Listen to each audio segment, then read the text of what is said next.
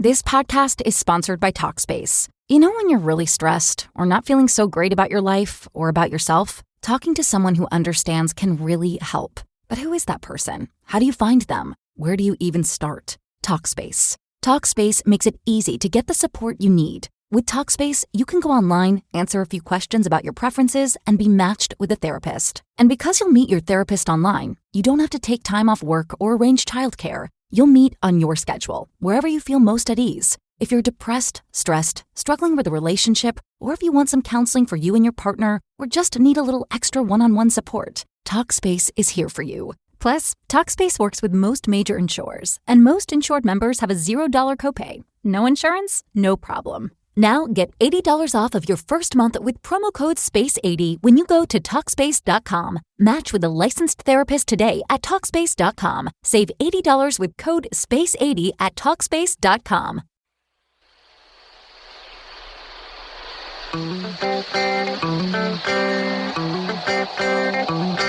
You're in a good place now. Relax, breathe, smile. You've entered into your element, the home of origin, the home of intelligence and beauty, where relevant topics are discussed, where what you think counts, and where superior is the norm. You are listening to Perspectives with Ashley Burgess.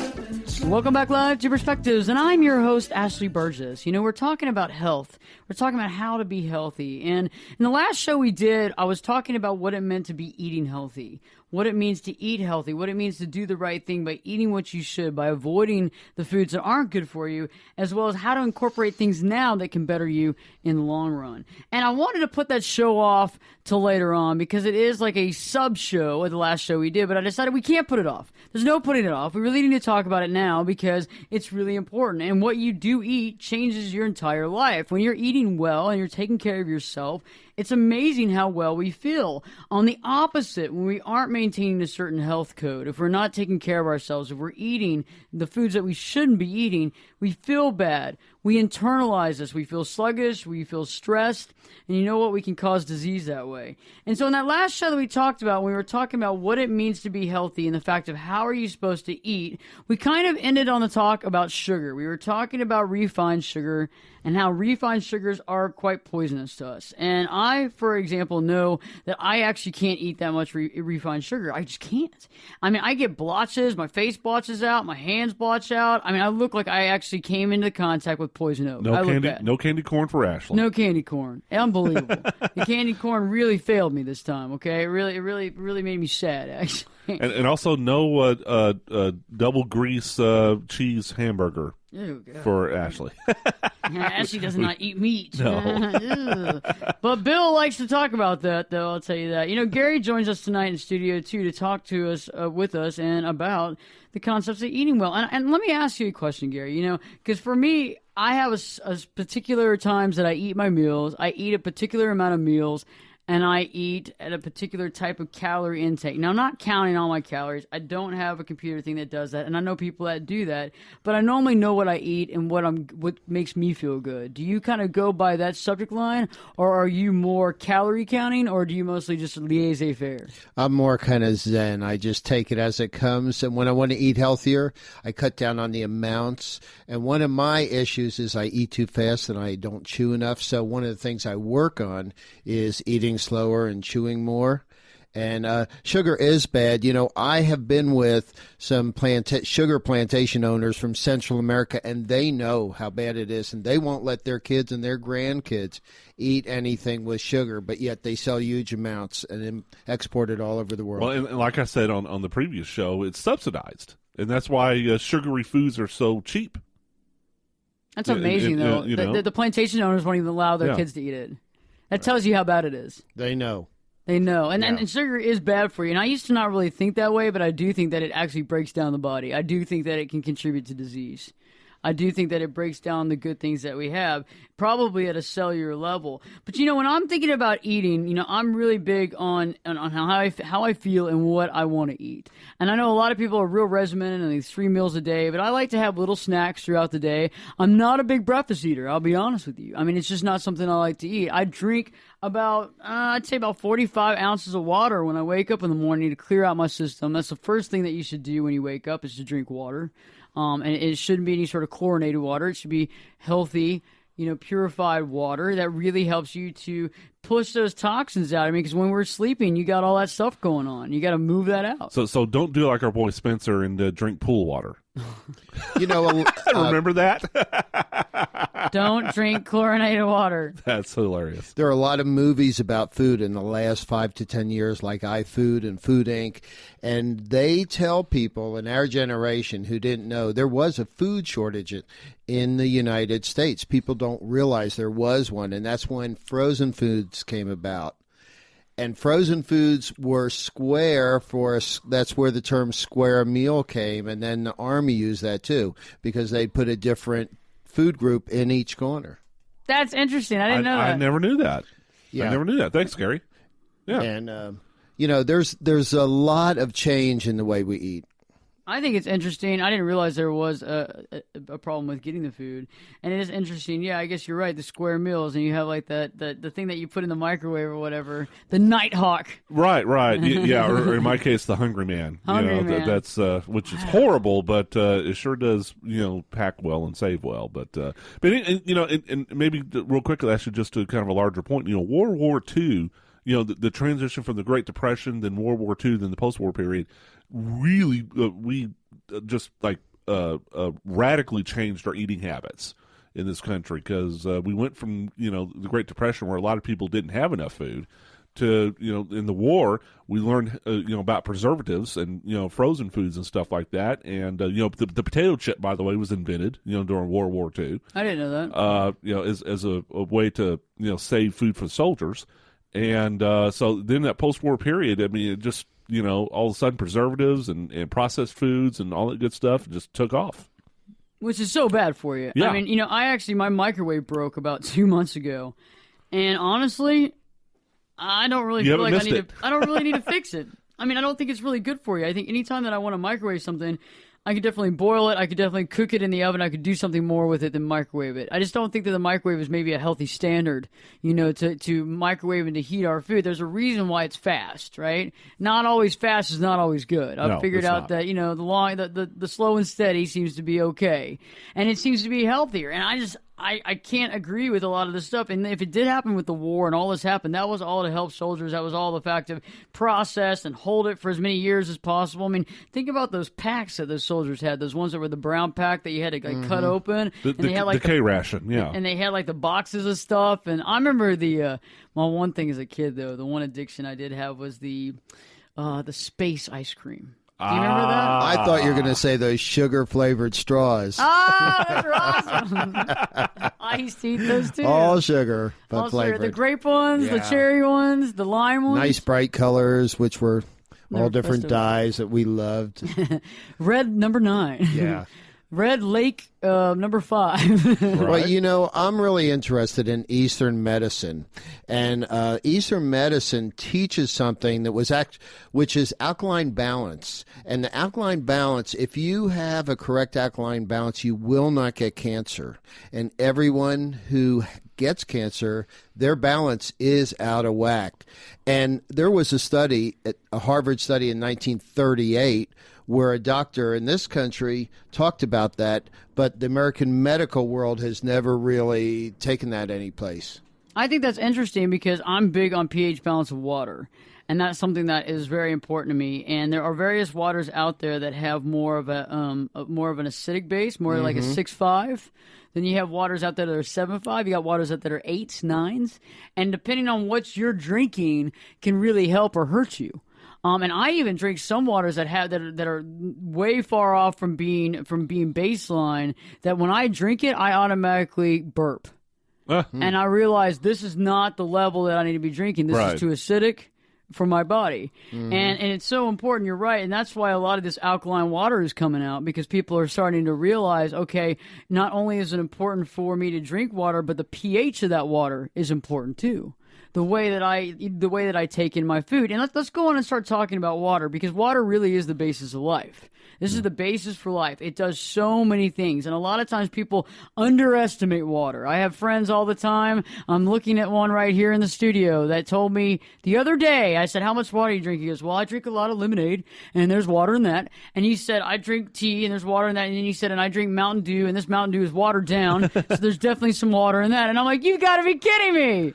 I mean, how many countless people we've had on this show that sit there and point to Big Red and say that helps them. Okay, I'm over here with water all the time. Actually, I think your sign is Pisces.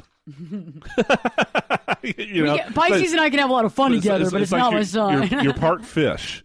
It is pretty funny because people existed forever without water bottles, and there were water fountains everywhere, and now there aren't, and everybody's got to have a water bottle with them.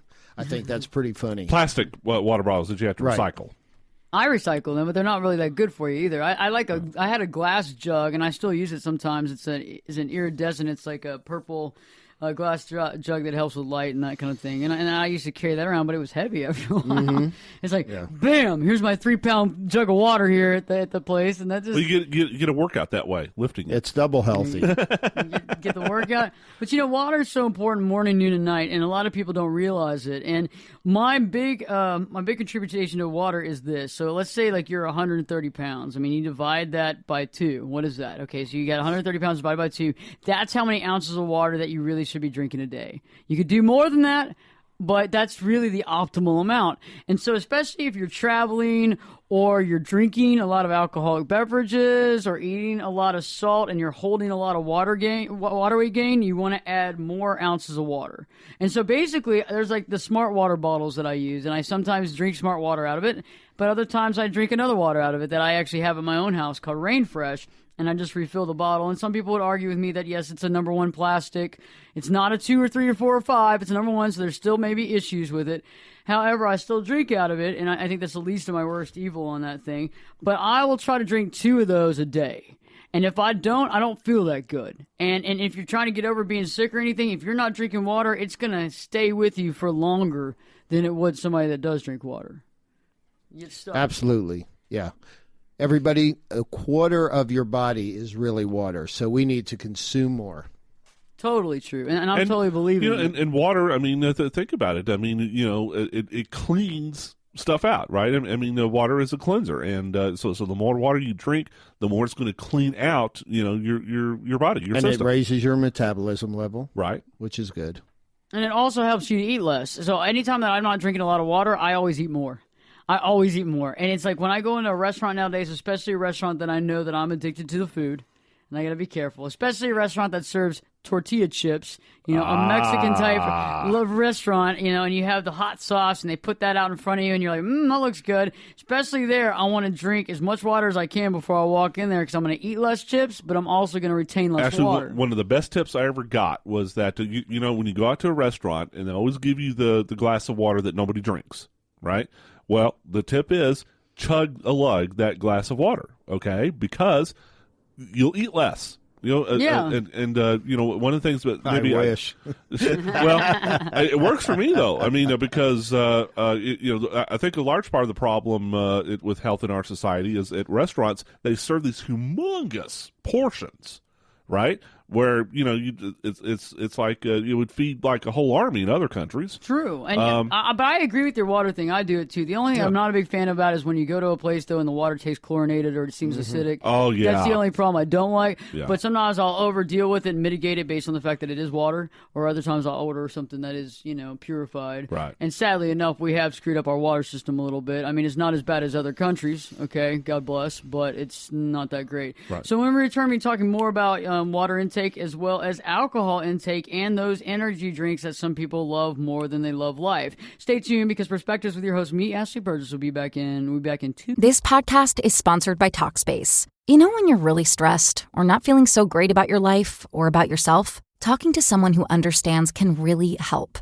But who is that person? How do you find them? Where do you even start? Talkspace. Talkspace makes it easy to get the support you need. With Talkspace, you can go online, answer a few questions about your preferences, and be matched with a therapist. And because you'll meet your therapist online, you don't have to take time off work or arrange childcare. You'll meet on your schedule, wherever you feel most at ease. If you're depressed, stressed, struggling with a relationship, or if you want some counseling for you and your partner, or just need a little extra one-on-one support, TalkSpace is here for you. Plus, TalkSpace works with most major insurers, and most insured members have a $0 copay. No insurance? No problem. Now get $80 off of your first month with promo code SPACE80 when you go to TalkSpace.com. Match with a licensed therapist today at TalkSpace.com. Save $80 with code SPACE80 at TalkSpace.com. Shakes.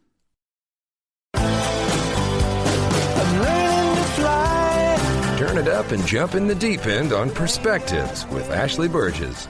The water's warm and there's a swim-up bar. Glass of perspective, anyone? Now, here's Ashley.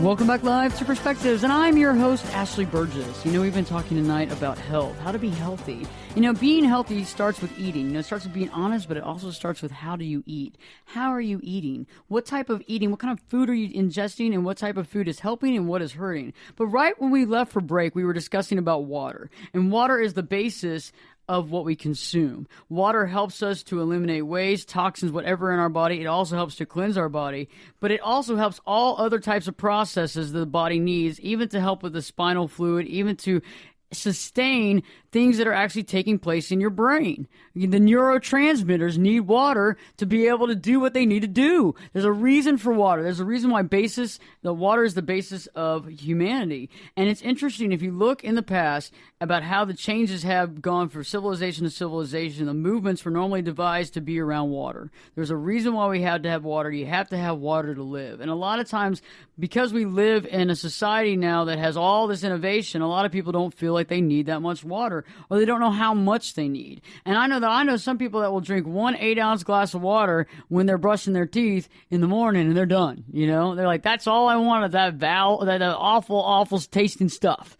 And it's just like, I think water tastes pretty good. I personally like water. And I know that there's scientists that have actually done studies on water, actually freezing water elements and being able to slice off pieces of it, looking at it under a microscope and being able to see that water actually in its fine,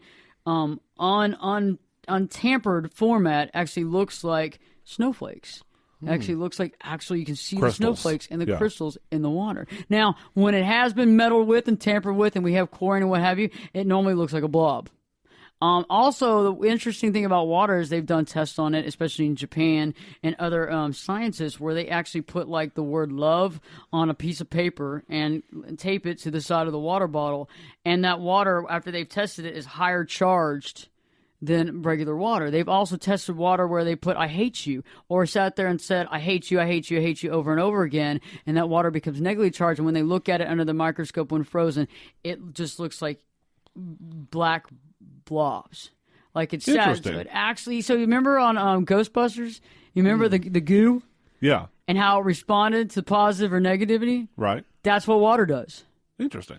So are you about to put Happy Water in the convenience stores? That's a great idea, right? And you heard it here first. Ashley Burgess has the patent. That's awesome. Well, I guess Gary and I both have the patent. We'll add you in there, Bill. Yeah, Thanks. Thank you, Gary. Yeah, I'm glad you brought that up. Right. Throw me a crumb, Ashley. It's a love. They actually just had a water that came out that was love on the bottle. I thought that was a soda brand. No, it's actually a water brand. Okay. It was at Whole Foods. I saw it, and it's only it's only $2 for like 8 ounces. But I needed the bottle, so I was like, gotta take that bottle with me for an experiment, So I bought the bottle of water, drank the water in 1 second, and then I tried to use it for experiment. But it's very interesting, because if you think about it, we also relate to positive or negative charge by people telling us how great we are, or they love us, as well as when people are mean and angry and are hatred and show hate toward us. We also feel, and because we are so much made up of water, that makes sense. Mm-hmm. Okay, that makes perfect sense. And I think that's funny that the Ghostbusters use that kind of concept too, because it kind of reminds you of what water basis is. They probably just use that instead of the goo. Yeah. But yeah, so water is the basis of how we live. But let's talk about alcohol. Demon rum. Let's talk about the alcohol. How much are we drinking? What are we drinking? And how does it make you feel? And man, I know that there's a difference between certain alcohols, and I'll be honest with you. I know people that love scotch, but I don't really think that scotch and certain dark alcohols treat people that well. And every time I see people that drink it, they do get trashed faster than I've ever seen, which is, I guess that's a blessing in disguise. However, a lot of times those same people look older, but also they feel worse. It's almost like their liver feels it more than certain clear liquids, certain clear liquors, as well as I think that it actually stays in the system longer. Well, here's the thing about alcohol, Ashley. We've actually been drinking alcohol since prehistoric times. All right, prehistoric human beings figured out a long time ago how to either brew or distill certain fruits or grains. Okay, the ancient Egyptians, are credited with coming up with the first beer recipe. But who knows? Pat that person on the back. But who knows if they actually got it from somebody else? You know what I'm saying? The aliens, Chinese. Yeah, them or some other people who are no longer around. So we've been drinking alcohol for a long, long, long time. All right. And it's so much so that it's actually part of most cultures around the world. It's just how we socialize with each other. We get together more than a group of three. There's likely going to be alcohol involved. Group of one for some people. Yeah, there you go. We're glad about that. And to the point actually where alcohol a lot of times is used in religious ceremonies. Often, of course, the most famous example in modern days is the Catholic Church, right?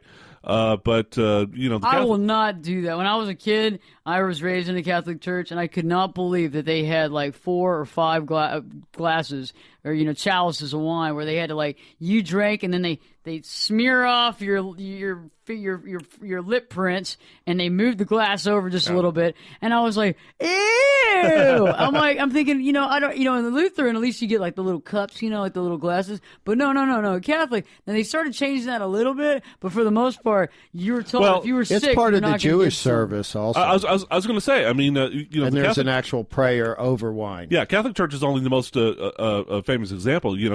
Wine in Judaism goes back far before Christianity. But I thought it had to be kosher wine. No. Well, it depends. It can be kosher wine, but people drink all different wines depending how religious they are. But they always say the blessing over it when it's related. Right. It's a one-line blessing. Well, I had a lot of friends that are Jewish that are practicing Jews that do not drink wine unless it's kosher. Well, then they're probably Orthodox. Yeah. But that's more religious. Yeah, that's what more of the kosher dietary laws. Oh, I know. But also, the ancient Greeks, had an entire god, an entire cult devoted to just wine drinking. Okay, Bacchus? Yeah, no. Well, that's the actually, you're right. That's the Roman that's version. how the orgy started. Bacchus. Dionysus was the Greek version. Bacchus was the Roman version. Yeah. But yeah. So the point, whether it's Judaism or whether it's ancient Greek or Roman or Indian or ancient Chinese, alcohol is such a part of our culture that you can't hardly get away from it. And dying from being unhealthy has been part of our culture too for a long time. Absolutely. Nobody's ever said that alcohol is going to give you the fountain of youth. And I think the thing is using that in moderation. I think that a lot of times we underestimate what alcohol can do, being that it's legal. Okay, we get it, we buy it, it's legal. A lot of us go, especially in California, we can buy it at the CVS. You go and they have liquor, not just beer and wine, at the CVS, and you think, well, it's being sold all over. It's at the grocery store.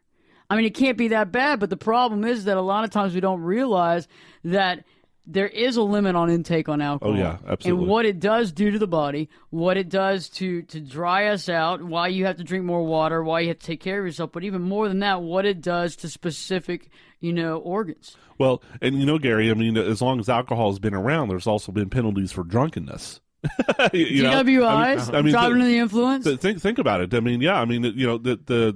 ancient code of Hammurabi. The law code. There was penalties against public drunkenness. I didn't know about that. So, you got them now. You got under the influence. Yeah. You can get penalties. You can get thrown in jail for being too drunk in public. So I'll kind of wrap this up, Ashley. That'd be good. Well, I'd like to just ask you about the progression of where alcohol is now, because people that can afford it are getting filtered alcohol. Ketel One was filtered several times, and that started a whole trend, and a lot of people are into organic wines because they don't have the histamines that are causing issues and causing hangovers. So I think things are moving along in a healthier way within alcohol. Well, I agree, and I mean, I'm a big proponent of Ketel One. and the other thing is tequila, and we both love tequila. And tequila is the only alcohol the U.S. government does not classify as a depressant. Oh, it's not a depressant. It actually raises. It actually doesn't depress, and every other alcohol does. And it's interesting how actually tequila actually raises. It also helps you. I don't know. It gives you an overall feeling of well-being sometimes too. Eat too much, too much it gets a little crazy. I think we need a little now. We should have some. I actually had a tequila drink the other day. It was probably about 2 months ago, and it was tequila and chartreuse. Wow. Yeah, and it was called the Mexican Monk. And they put slices of just a fresh jalapeno in there, stick it in there. That was good. But that chartreuse, that's got a lot of calories. Yeah, it does. That's got a lot. I was like, why am I gaining a pound? What did this happen now? But here's the thing, Gary. On the flip side of that coin, she's allergic to beer. I am allergic to beer. Did you know that? Hops and barley, like that's so I could take one sip of it. I get the red eyes, the red nose, the red cheeks. I mean, I look like a Kennedy. I look pretty bad. You said that on a previous show. That's funny. Yeah. I mean, I do. I look like I'm hanging out at Chappaquiddick. Okay, slide them all this way. I have no allergies to anything. You're lucky. That's lucky. Yeah. I mean, a lot of people listening tonight probably do have an allergy, and now peanut allergies become rampant, especially with children. I mean, there are some children that can't even be in the vicinity of an open package of peanuts. Right. I understand that. I mean, I have an allergy to sesame seeds and sesame oil, and because sesame seeds and sesame oil are so cheap, it's a cheap product, people use it all the time, especially in like sushis and Thai food and certain different foods. And so it is hard when I go to certain restaurants to have anything to eat. I mean, it's like, why do you have to put sesame seeds on everything? But it's a cheap way of changing the taste up a little bit. Right. And so I think everybody listening tonight might have an allergy, whether it's peanut, whether it's sesame seeds. I mean, it could even be an allergy to natural occurring latex. A lot of people will think that latex is just something that's manufactured, but natural occurring latex can occur in various fruits and vegetables, like avocados, like bananas have natural occurring latex, where if you are allergic to regular latex, you would be allergic to that. It might actually show up by eating the product maybe 2 or 3 times, and your throat might start feeling like it's closing up. You might start getting scratchy throat, breaking out on your back, hives.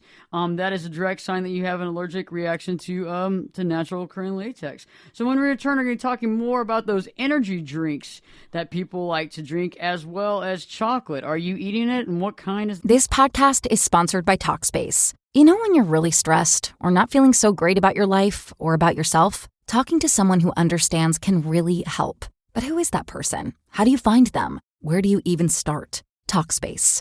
Talkspace makes it easy to get the support you need. With Talkspace, you can go online, answer a few questions about your preferences, and be matched with a therapist. And because you'll meet your therapist online, you don't have to take time off work or arrange childcare. You'll meet on your schedule, wherever you feel most at ease. If you're depressed, stressed, struggling with a relationship, or if you want some counseling for you and your partner, or just need a little extra one-on-one support, Talkspace is here for you. Plus, Talkspace works with most major insurers, and most insured members have a $0 copay. No insurance? No problem. Now get $80 off of your first month with promo code SPACE80 when you go to Talkspace.com. Match with a licensed therapist today at Talkspace.com. Save $80 with code SPACE80 at Talkspace.com.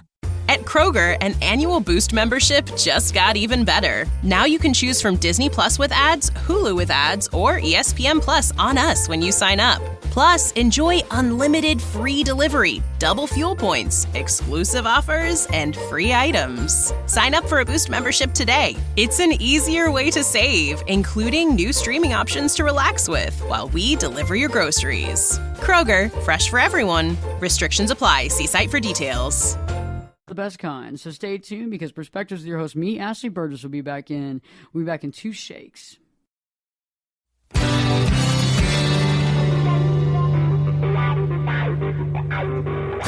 This is Jake Busey, and you're listening to Perspectives with Ashley Burgess.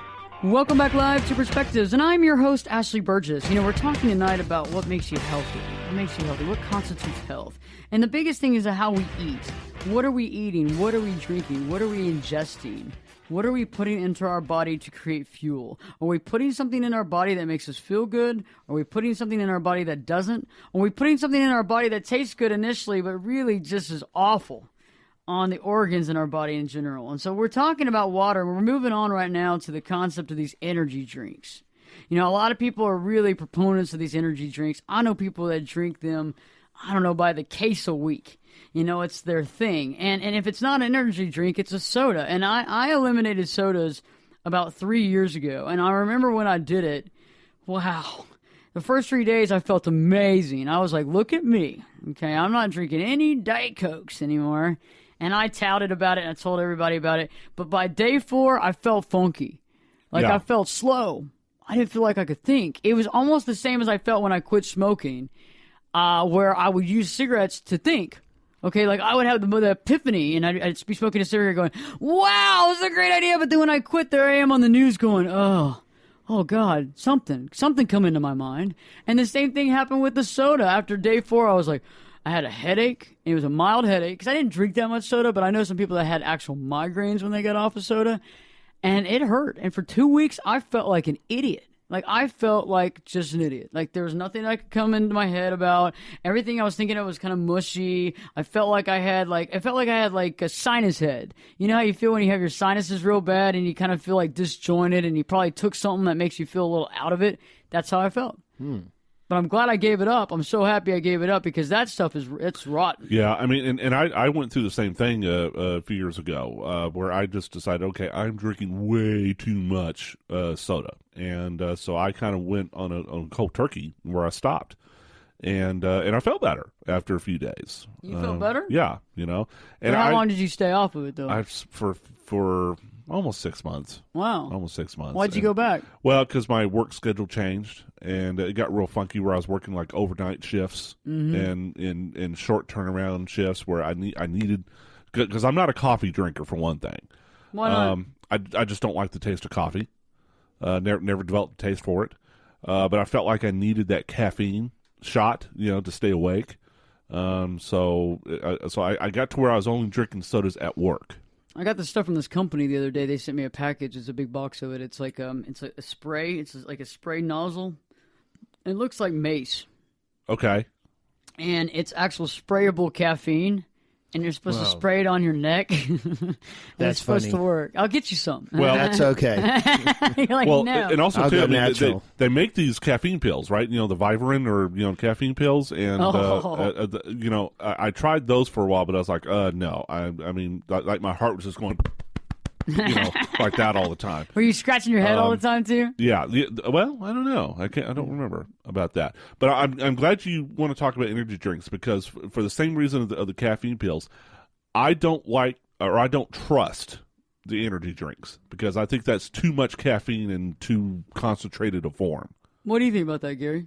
Well, I used to drink a lot of caffeine. I'm a coffee drinker, so I just stopped drinking the huge amounts and got it down to I have an espresso or cappuccino in the morning and then 1 or 2 cups at work. But I was the guy who would have a espresso and a pot of coffee before going to work at 8:30. And at first, I was tired when I stopped consuming the caffeine, and now that I just have a little bit, it's like no difference, and I don't need any energy drinks. I just don't, and I'm an old guy and always active, and you just cut out the bad habit. I agree, and it's interesting. I when I gave up the sodas and everything, I never had a taste for coffee either. I wasn't a big coffee drinker. But I guess in the last few months, I've become a coffee drinker. But I drink 1 6-ounce or 8-ounce cup of coffee with just Starbucks. Just a half. No. No. No, I don't need that. That's too glorified. It's too much. It's like I walk in there and I feel crazy. I'm standing there. I go, I'm asking for a medium something. Nobody knows what I'm talking about. I'm standing in some line behind somebody that's ordering something that I have no idea what it is. And every time I get coffee there, it's just, I don't need all that pomp and circumstance. And I don't like the idea that the stuff has all been sitting over there for a while, too, the half and half and all. Because all I need is 2 of those non-dairy creamers or just a little bit of half and half and no sugar. and so basically black with just a little bit, and I'm good. And it doesn't have to be any expensive coffee. It could be 7-Eleven coffee, and no matter. Yeah, I consume those the non-dairy ones, but what really scares me is when you see a cup and you see the residual and it's hardened, and you got to think, well, it's doing the same thing in our bodies. To the That's lining scary. of your stomach, yeah. I'm talking about the liquid ones though, that have no. So am I. You are? I've But never seen any residue on mine. Well, you're a lot healthier with half and half, or even full, Milk. cream, normal cream. Yeah, I normally do just half and half, just a little bit of that half and half, and it works out great. I mean, just enough to take the black out of there. But I'd cut down on caffeine, so if there's a night when I need that little go power, then I have a cup of coffee or an espresso, and I feel like it will do more because I'm not in the habit of consuming so much. Now, how about this, Ashley? Instead of coffee, I drink tea. And I'm talking black tea, like English style. I've been drinking tea lately too, and I mean just with like non-dairy creamer and like a sugar substitute like Splenda or whatever. Oh, Splenda's bad for you. Is it? Okay. Yeah, you don't want it. Any of those that's a bad product. I mean, I'm just being honest with you. Splenda, aspartame. Yeah, I think all that's bad. It's all bad. Just get used to the taste without it. You can do it. I can't. Honey, use honey. I've got to have some sweetener. Use and agave. local honey will, if you consume local honey every day, you never have allergy problems. It really helps with allergy problems. It does. Well, I'll try that then. It's like bee pollen, if you get bee pollen, but when it's local, it helps you with local allergies. So you don't want to get the stuff from a different state. You want to get the stuff. I from just here. went through a bout of allergies, so actually I'll try that then. Try it out. Yeah. But yeah, once you get off of the sweeteners, you don't need it. Like anytime I have sweet Lose tea by the taste. accident, Same with salt. Just lose the taste and you won't miss it. I just don't eat salt in anything. And when you get something Neither that's do I. salty, it Neither do I. burns my lips. Because I figure most foods have salt in them already. Absolutely. Especially your processed foods. You don't want to be eating those either. It's like I see people who will they'll go to a restaurant and the first thing you do is grab the salt shaker and it's just like they haven't even tried the food. I know. I've eaten in some people's houses where literally my lips burn. Where my lips Mine burn. too. It's like, oh my God, and I just know what that's doing to my body. And I'm over there just trying to drink as much water as possible. But yeah, you want to eliminate sugar. You want to eliminate sugar substitutes. You want to eliminate salt from your diet. All these things are not good. Let's move on to the concept of chocolates, because I think chocolates are interesting. I think chocolate for some people means one thing and means another. And I'm a big proponent on very good organic dark chocolate. Well, one of the things we can teach our listeners is the way to know real chocolate from candy that's flavored like chocolate. Only real chocolate will have cocoa butter in it. If you don't see that on the ingredient list, it is not chocolate, even though it's labeled chocolate. Good point. That's so true. There's a lot of just junk candy that's, marketed as chocolate. It's not. I'm experiencing this. My first promotional product were chocolate chips for casinos. So I learned all about chocolate and visited a lot of chocolate places. That's cool. Yeah. I eat chocolate from small craft places, especially they have some new ones that are coming up in Mexico and what have you. Very interesting, very good dark chocolate. And it feels good. I mean, but it's a taste. You have to develop the taste. And with any of this stuff, I know that some people are going, well, man, I like the the milk chocolates, and I want the Hershey's. 80%. Yeah, and it's just like, this isn't, that's not, it's all sugar too. And the darker the chocolate is, the better it is for you, the better the antioxidant, that you can have for it. And it's almost the same as when you're drinking like one glass of red wine. I think it's called Restorol or whatever that, and it's Resetrol. And that actually helps with your heart, but it really helps as a really powerful antioxidant that can help prevent disease. Yeah, I think Belgium has the best chocolate in the world too. You do? Yeah, absolutely. Not Switzerland? No. They have milk No, chocolate. they were the first to market milk chocolate, and they were good at marketing. But Belgium has the finest. Okay. I'm going with Mexico right now. I mean, some of these areas in Mexico, like Cabo, I had some chocolate that was out of this world.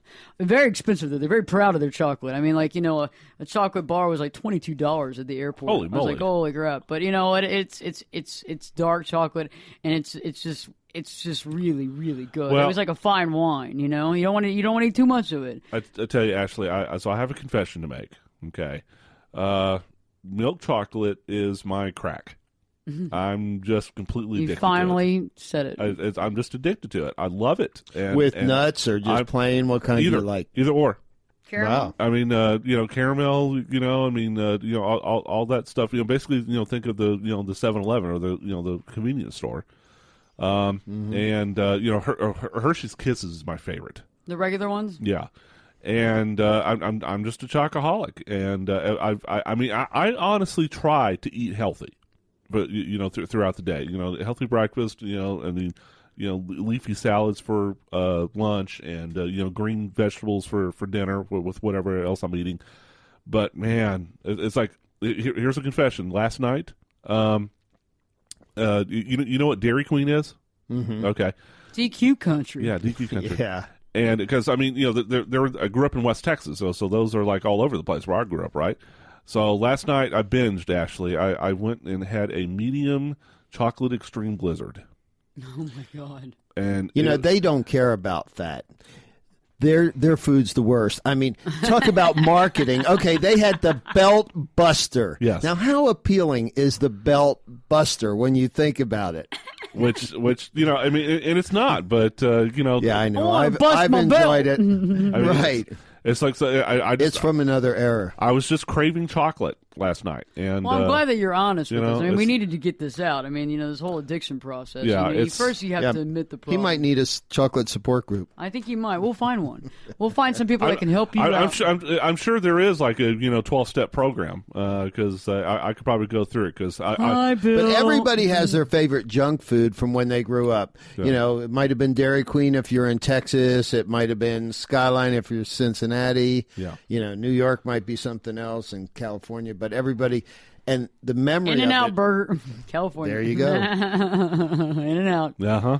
Oh God, yeah. Last time I ate there, I got like mucho sick. I bet you did. Oh my gosh! I tried to eat some fries, and that was the end all be all. For the next 4 hours, I felt like crap and just was mad at everybody. Just had attitude.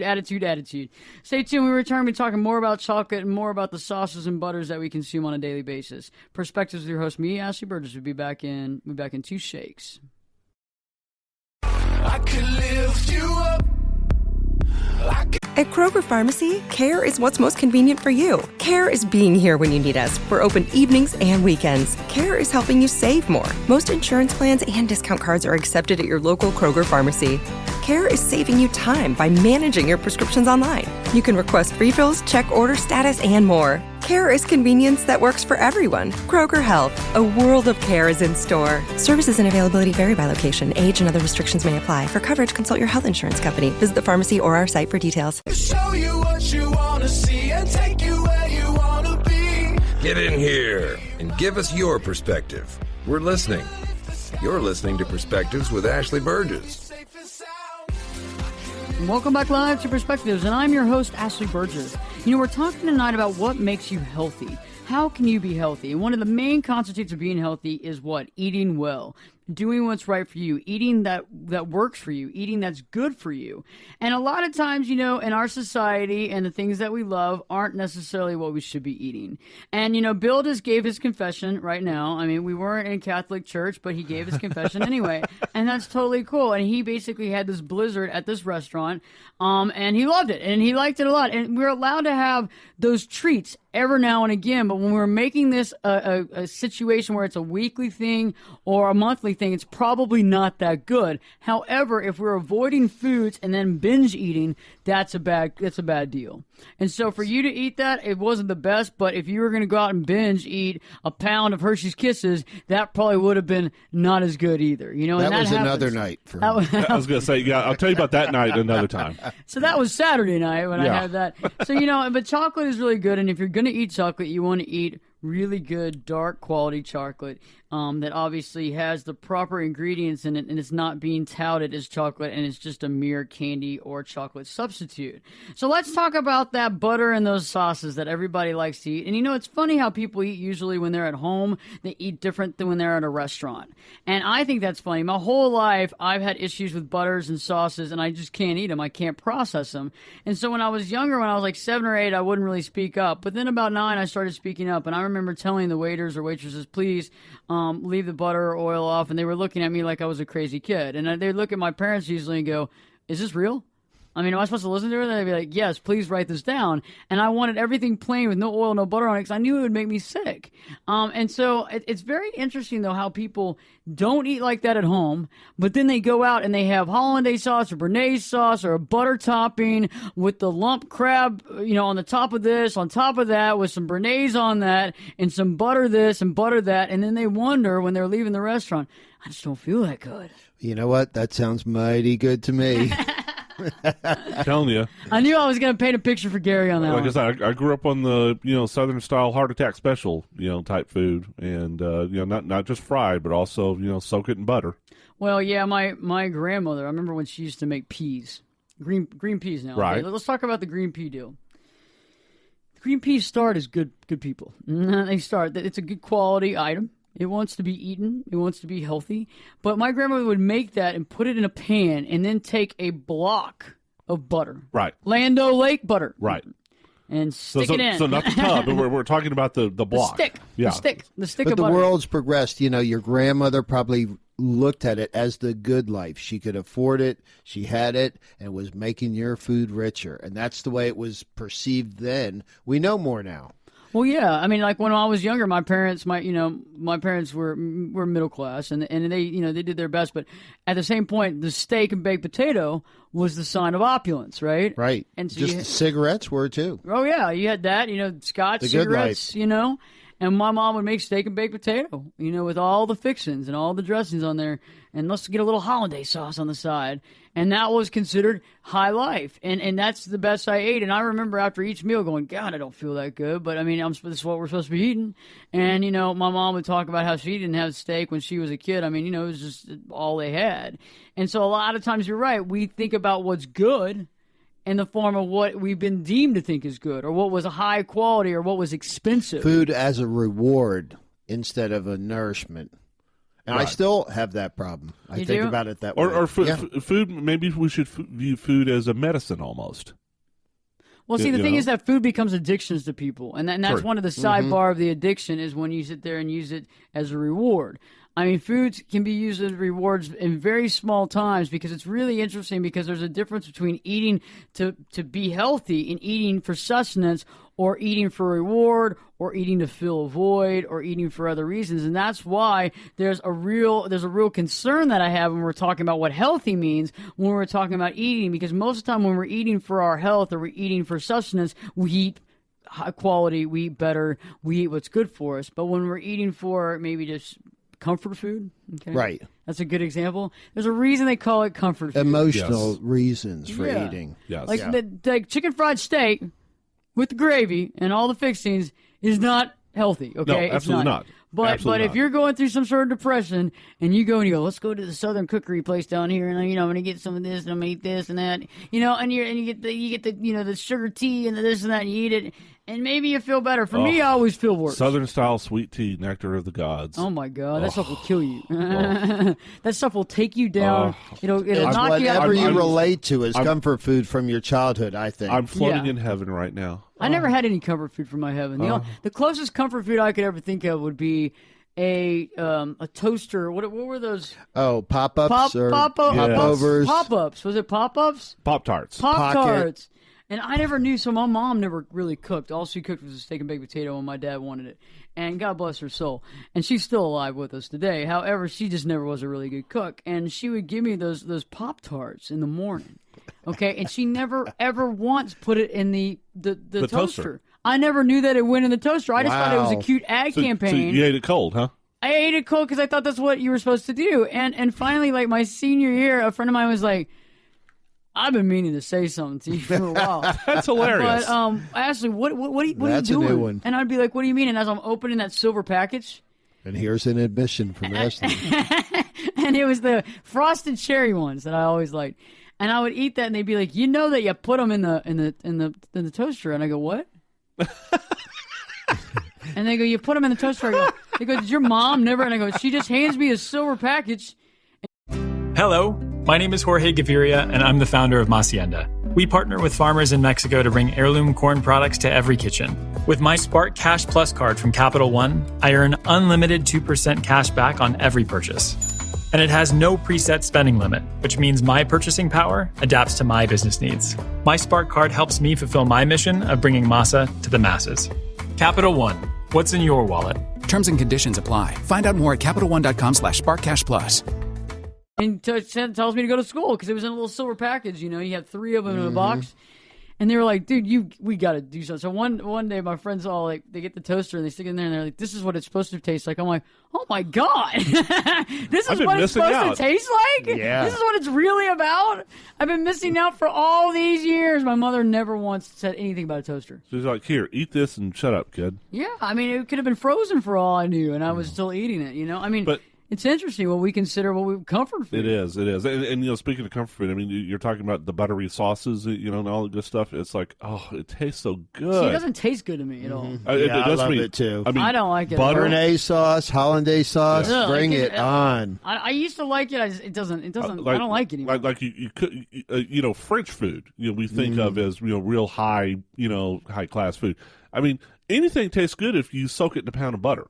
Anything tastes good if you fry it, okay? I mean, you can you can fry a boot. I can take Gary's shoe right now that he's been walking around in and take the sock and fry it, and somebody's going to say it's okay, This is a delicacy. Yeah, it's bad for you. I mean, I don't like the taste of it because I know what it's going to do to me after I eat it. So I know that after 20 or 30 minutes, I'm gonna feel awful. I mean, I recently had a cookie. 2 cookies, actually.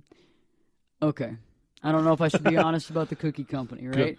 But it's an organization that sells a bunch of cookies every year. Okay. That's all we're going to say. And a friend of mine said, hey, I have 3 boxes of said cookies over here. Would you like a box? I said, no. But I said, I'll open up and I'll have 1. Well, I ended up having 2. After I had the 2, I turned over the box and realized I had just eaten 140 calories on 2 little small, tiny cookies. Calories of what? Stuff. Yeah, unknowns. And the ingredients was like, if you look at the paragraph, it would have been probably like 10 sentences long. Mm-hmm. And I look at that, and literally within 10 minutes, I started getting a headache. I started feeling nauseated. And it just started coming in a wave. And I was just like, this is ridiculous. And I drank the water that I had, and I waited it out for about 45 minutes, and I finally stopped feeling like crap. But I don't know what's in it. But it's not good. It's not good for you. I mean, my body was like, what in the heck is this? I mean, this is not World War III. This isn't the last food you have. Why are you putting this into my body, Plastic food. It's awful. It was bad. So, the last thing I really want to talk about is just starving yourself for overeating. You got to figure out which side of the module are you? Are you eating what's right for you and eating enough food? Are you eating adequate enough for your body, for the body size, for your weight, for your ability for your brain to work? Or are you, on the other hand, are you starving yourself? And I know there's a lot of women and there's some men out there that do starve themselves on a daily basis. They undereat to keep a certain physique. Maybe they're also taking certain medications to try to eliminate that craving and what they eat. And unfortunately, what happens is they get thin and they're not fit. So there's a difference between thin and skinny, flabby, and fit. Well, and so that's a problem. Yeah, I mean, you're looking at an evolutionary mechanism of the human body. Okay, when humans evolved, and you didn't know when your next meal was going to come. All right, and so like if you had a drought or whatever, so therefore, if you starve your body. Then your body thinks, okay, the next chance I get, I'm going to gorge because I don't know the next time that I'm going to have to eat.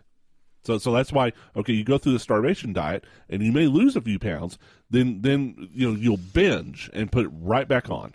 Or you're always unhealthy. Yeah. Right, because you've changed your metabolism. Right.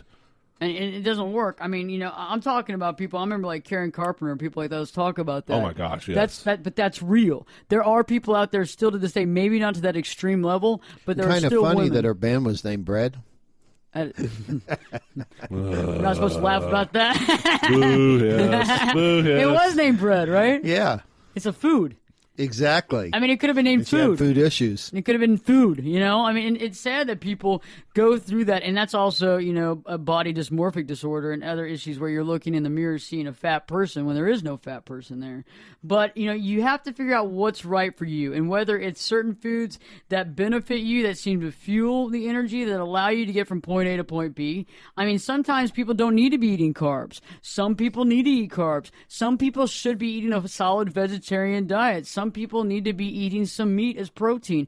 You need to figure that out, because it all depends on you, the way that you metabolize things, as well as maybe checking out your blood type. What blood type are you? And you can do some research on that, because sometimes different blood types are better with different types of food. And there's a lot of books out there. I wouldn't just go with one book. I would actually go and do a mass research on that, and then actually try the food out and do an experiment of how do you feel? When I eat this, do I feel good? Do I feel bad? When I eat this, do I feel sluggish, or do I feel open-minded? Do I feel clear-headed? When I eat this, do I seem to have an allergic reaction? When I eat that, does my metabolism seem to slow down or speed up? And you can actually write this down in a journal. You can have a health journal. It's okay to write about your health. Write it down and figure out what's best for you and what works.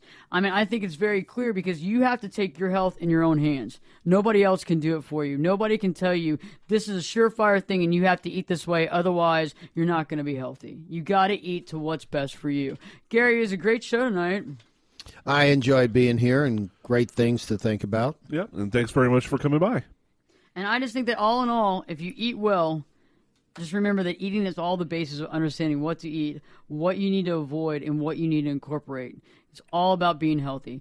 And listeners, don't miss Friday's show. We have a great show for you coming up on Friday. But also, starting back this coming Tuesday, we're going to continue the concept of how to be healthy. We're going to continue with being authentic. You know, we've discussed honest, we've discussed eating, and now we're going to discuss authentic and how to add that into your healthy living. So stay tuned, because I don't want you to miss any part of this. And by the way, guess what? We appreciate you listening. And Perspectives with your host, me, Ashley Burgess, will be back this time in 3 shakes.